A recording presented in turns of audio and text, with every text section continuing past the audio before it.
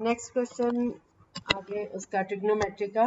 The angle of elevation of the top of a tower from a point on the ground which is 30 meter away from the foot of the tower is 30 degrees. Find the height of the tower. Angle of elevation 30 degrees है और 30 metres दूर है, तो base हो गया 30 metres का. आपने height find करनी है टॉवर की. अनमोल इतने लेट आए आज, ठीक है. चलो करो ये question. Angle of elevation 30 degrees और 30 मीटर डिस्टेंस है, बेस हो गया 30 मीटर्स और आपने हाइट फाइंड किया. कितना आया? 10 टू. Very good. इसमें हम टेंजेंट लेंगे. Tangent theta is equal to height upon base, क्योंकि टेंजेंट कंसर्न होता है बेस और परपेंडिकुलर वाला जहां आएगा तो हम टेंजेंट या कॉट यूज करें. टेंजेंट का फॉर्मूला लगाया. Tangent 30 is equal to height upon base है 30. अब टेंजेंट 30 की वैल्यू 1/√3, तो ये 30 दूसरी साइड जाके मल्टीप्लाई हो जाएगा, तो 30 अपॉन रूट और रूट इसको रैशनलाइज कर लेंगे इंटू √3 अपॉन √3, तो ऊपर आ गया 30 √3 अपॉन √3 इंटू √3 हो गया 3 से 30 की कटिंग करी 10, सो 10√3 मीटर्स इसका आंसर. अगला क्वेश्चन है. A kite is flying eight A height of 60 meters above the ground. The string attached to the kite is temporarily tied to a point on the ground. The inclination of the string with the ground is 60 degrees. Find the length of the string assuming that there is no slack in the string.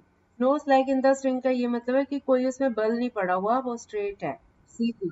हमारा question है. एक kite 60 metre ऊपर fly कर रही है, तो आपको इसकी हाइट दी हुई है 60, ठीक है. और एंगल ऑफ एलिवेशन जो है वो इंक्लिनेशन वो 60 डिग्रीज है. आपने स्ट्रिंग की लेंथ फाइंड करनी है. स्ट्रिंग की लेंथ अब मतलब हाइपोटेन्यूज, ठीक है. हाँ, एंगल 60 डिग्री आपने स्टेटमेंट से समझना है. अब अभी मैं समझा रही हूँ आपको, लेकिन अगले क्वेश्चन से मैं नहीं बताऊंगी आपको, हिंट नहीं दोगे, आप खुद इसको ढूंढोगे कि आपको क्या दिया हुआ है और क्या फाइंड करना. अभी अच्छा, वेट वेट वेट वेट, बाकी. Yes yes. इसमें वैल्यू कौन सी लिया आपने? साइन से, साइन थीटा. हाँ, sine 60 is equal to height upon hypotenuse. तो आपको हाइट दी हुई है 60 और साइन 60 की वैल्यू √3/2. हाँ, तो √3/2 is equal to 60/AC. AC left side पे चला गया, ये उल्टा हो गया. 60 इंटू 2/√3 इंटू 2 120/√. इसको √3 से मल्टीप्लाई एंड डिवाइड किया तो ऊपर आ गया 1/3. 3 की 120 की 40, तो 40 रूट. अगला क्वेश्चन करो.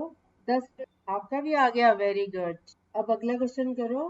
The string of a kite is 100 metre long and it makes an angle of 60 degrees with the horizontal. Find the height of the kite assuming that there is direct. String की height में kite की जो string है वो 100 metre, angle 60 degrees का horizontal के साथ, और हाइट ऑफ द काइट आपने फाइंड कितना?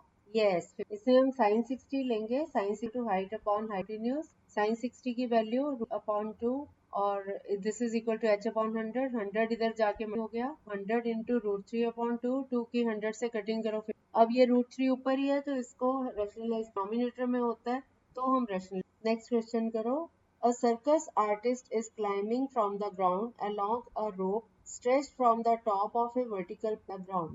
The height of the pole is 12 meters and the angle made by the rope with the ground 30 degrees. Calculate the distance covered by the artist in the top of. Yes.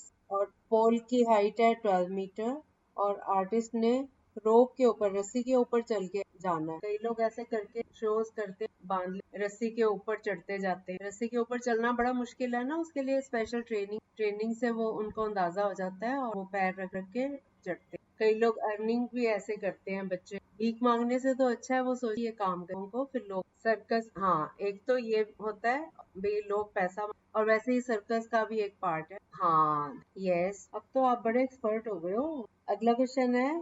अब circus artist नाम आ गया. अ circus artist is climbing. ये वाला अच्छा यही बता. हाँ हाँ, ये जो सर्कस आर्टिस्ट चढ़ रहा है, तो रोप की जो लेंथ है वो हमने फाइंड किया. तो हम इसमें साइन 30 हाइट अपॉन हाइपोट, तो साइन 30 की value 1/2 equal to 12, so AC is equal to 12. Ansh Gurleen आप लोगों का भी आ गया. अगला क्वेश्चन करो फिर से. A circus artist is climbing 20 metre long rope which is tightly stretched and tied from the top of a vertical pole to the ground. Find the height of the pole. Angle made. Yes. हो गया सबका? कितना answer आया बच्चों का? अंश, गुरलीन, आवाज नहीं क्लियर आ रही। आ गया आपका आंसर?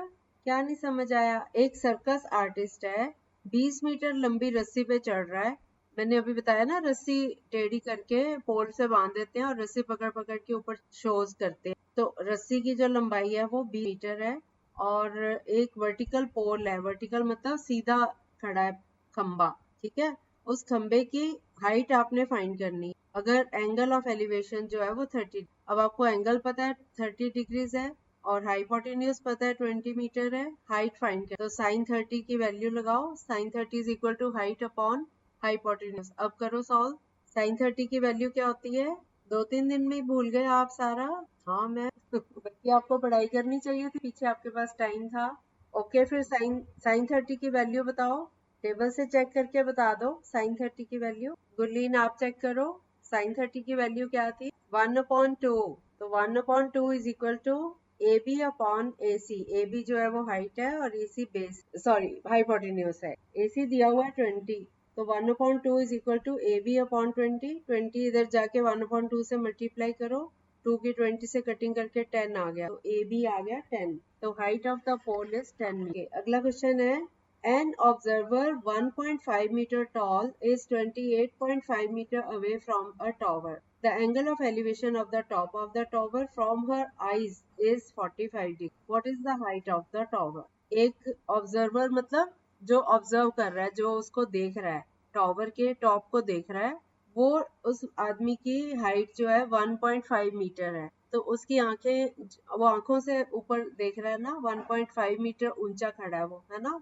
तो वहां से 28.5 मीटर दूर एक टॉवर है उसकी आंखों से, ठीक है। तो ये बेस हो गया 28.5 मीटर। वो अब 1.5 मीटर जमीन से ऊपर है ना।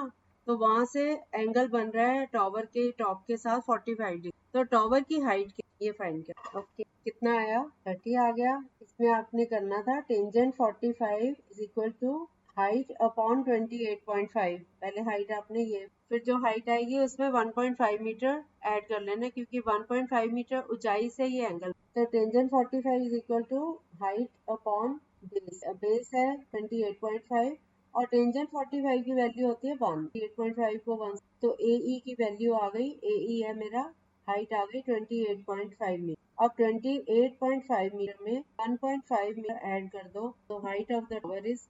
अब अगला क्वेश्चन करते हैं। An electrician has to repair an electric fault on a pole of 4 meters.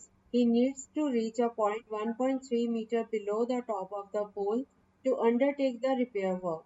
What should be the length of the ladder that he would use, which when inclined at an angle of 60 degrees to the would enable him to reach the required position? एक electrician ने एक electric fault है उसको ठीक करना है, और ये जो है ये 4 मीटर ऊंचाई पे है, और उसको उस पॉइंट तक पहुंचने के लिए 1.3 मीटर नीचे, बिल्कुल पोल के ऊपर चढ़ के, उसके जो फॉल्ट है उसके ऊपर चढ़ के तो नहीं ना, वो थोड़ा रास्ते में ही रुकेगा, वहां से उसके अपने हाथों को यूज करके उसको रिपेयर कर। तो वो अगर 1.3 मीटर नीचे खड़ा होता है, वहां से वो अपना काम करता है, तो वो उसको कर सकता। तो 4 मीटर टोटल हाइट थी, उसमें से 1.3 मीटर माइनस कर दो, बाकी बचा 2.7 मीटर, ये हाइट आ गई। What should be the length of the ladder? तो जो सीढ़ी लगाएगा, सीढ़ी के ऊपर, तो सीढ़ी की कितनी लेंथ होगी? सीढ़ी जो है वो हाइपोटेन्यूज, और सीढ़ी को उसने 60 डिग्रीज के एंगल पे खड़ा कर। अब आप फाइंड करो कि मतलब हाइपोटेन्यूज। हाँ दिया हुआ है। एक इलेक्ट्रिशियन 4 मीटर हाइट का पोल ठीक करने गया और उसको एक सीढ़ी चाहिए, और सीढ़ी जो है वो बिल्कुल पोल के एंड तक तो नहीं ना लगाता। हम अगर कोई पोल ठीक करना है, पोल का टॉप ठीक करना है, तो थोड़ा नीचे सीढ़ी टिकाएगा, उस पे खड़ा होकर काम करता है ना।